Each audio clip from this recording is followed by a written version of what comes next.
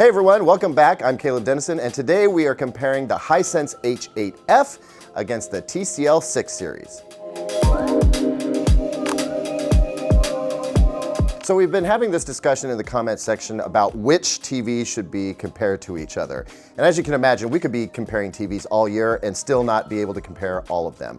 So one way of looking at that is, do we do it by price, similarly priced TVs? Or do we do it by features and tech specs? Or do we do it based on the level that they sit in these manufacturers' tiers? You know, just compare the flagships or the mid-tier TVs to each other. Well, at the end of the day, I decided that we should compare them based on price because I think most people want to get the most TV for their money. And that's why we're comparing the H8F from Hisense and the 6 series from TCL. They're evenly matched in terms of price. Now, with the Hisense, you can get a 50-inch and a 55 and a 65. With TCL, you start at 55, you get a 65, and then there's the 75-inch monster behind me, which brings me to my final point before we get down to business.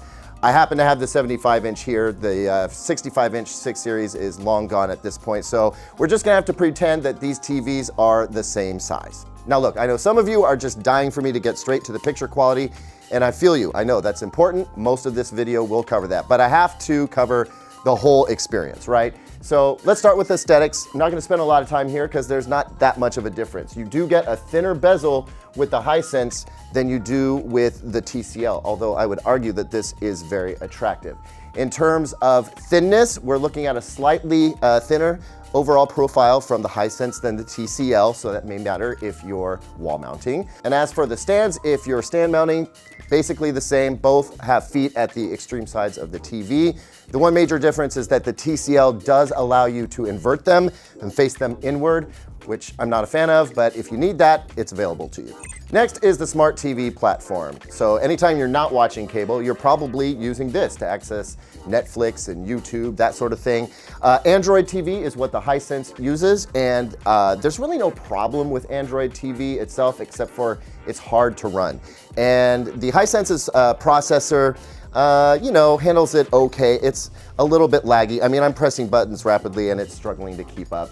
It's a minor annoyance, probably bothers me more than most people, but I do mention it. Otherwise, the big bonus with Android TV platform is Chromecast built right in, and then Google Assistant, which is actually more handy than you'd think. You can search for TV shows by voice. Google's very powerful. It searches across all platforms, and it can also give you information that the Roku platform that we're gonna look at in a minute can't. The TCL, on the other hand, is a Roku TV, Roku baked right in. And if you watch any of my videos, you know I am an unapologetic Roku fanboy. And the big reason is it's just so easy to use. Anybody can figure this out. You can order the apps any way you want so that the stuff that you use most often is right up top. It also makes it very easy to watch over-the-air TV and cable TV. It treats your input as sort of a channel. I would say this, if you're buying this TV for someone else who isn't very tech savvy, this is the way you want to go. It's an excellent operating system, and for that matter, if you buy a non-Roku TV, I'd recommend getting a Roku streaming stick. It's that good. Another note, there's actually 2 versions of this TV. There's the 75R615, which comes with a non-voice remote, and then there's the 75R617, which does come with a voice remote. And when you use voice on Roku, it's searching within Roku, so it's limited to that platform. Still, it makes finding what you want to watch super easy. Okay, now it's time for the picture quality portion of this comparison. And to evaluate these TVs, we're gonna do it 2 ways. 1, we're gonna use some test patterns, and then 2, we're gonna do some real life viewing and kind of compare the televisions to how they handle real content. For the patterns, we're using a VideoForge Pro. Soon we'll have the new Spears and Munsell disc, which will be really fun to use. But the great thing about this is that I can specify the resolution and I can switch back and forth between SDR and HDR mode. And this really just helps us understand how the TVs process, how they behave. And as you're about to see, there's some very revealing stuff to talk about. Okay, the Hisense is on your left, the TCL is on your right. We're in SDR first to go through all these patterns. So we start with these corner corner boxes, we're looking for blooming on the TVs, and it's very obvious that the Hisense has a good 4 or 5 inches of blooming around each of these boxes. That's a bit too much, and with the TCL, we don't see much blooming at all. So in this test, I'm gonna call it a win for the TCL. Next, we move to a checkerboard pattern. And when you've got bright boxes like this, your iris shuts down and it's really hard to see what the black level is. You have to use an instrument to measure that. I'm not measuring right now. So subjectively, I'd say these look about the same. The Hisense maybe a little bit grayer. Now check this out. Focus on the Hisense, and this gradient pattern comes up, and look how long it takes for it to adjust. That's the local dimming, taking a really long time to settle on where it wants to be. Now granted, this is a test pattern, not real world content, but anytime the local dimming takes that long to settle on where it wants to be, that's not a good thing. The TCL does this a little bit too, but it is way faster. And finally, the color bars. Not much of a difference here in SDR, although I'll point out on the Hisense in the bottom right, it looks like it is crushing the blacks. And in fact, for a bunch of patterns that we couldn't show you, the Hisense was definitely crushing the blacks very aggressively. All right, now we're in HDR, same patterns, same order. With the corner boxes, we notice immediate improvement from both televisions. Part of that is just the enhanced contrast because we have a higher peak brightness going on here. But I do see that there's a bit less halo on the Hisense. That's something that we noticed in our review when we switched from SDR to HDR. The blooming got better. Next, we switch to the checkerboard pattern, and there's not a lot to take away here except for both are capable of about the same level of peak brightness. The difference is not even worth talking about. And as far as the black level goes, which is what this is supposed to show, in a room with daylight, you can tell zero difference, and in a dark room like this, it's hard to perceive any difference at all, and that's partially because the whites are so bright. With this next test pattern, we see more of the local dimming adjustment. Takes a while for the Hisense to catch up. And what I'm noticing here is that the black levels have gotten way better on the TCL. It used to look like pure gray before.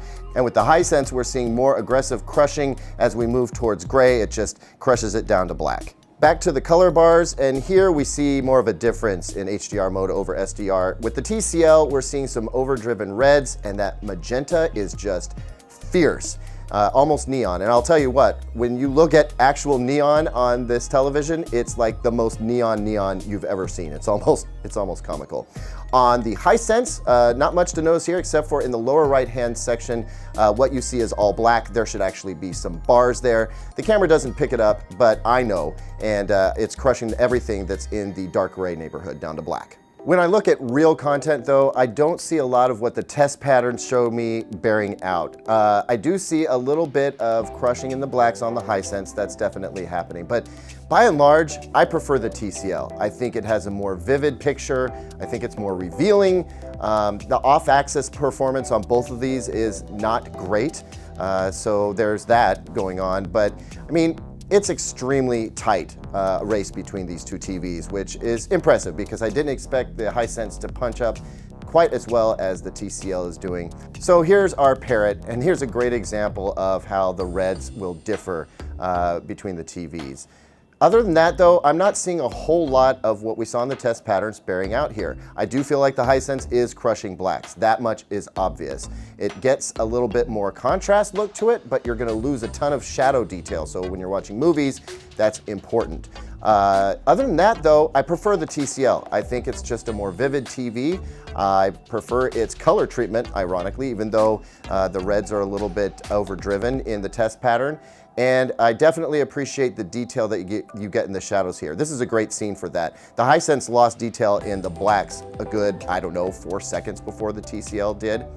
Now, in terms of motion, if you're a movie watcher and you like nice, smooth motion, both of these TVs do a fairly good job. We have seen some judder in 24 frame per second content, and that's normal. That happens with just about every TV, but I would say that the TCL handles it just a little bit better than the Hisense. Not enough to make it a major point though. Look, I know you guys don't want to see any more snakes, but I can't help it. This video shows me exactly what I need to see. Snakes and sloths, man, that's what my life has become.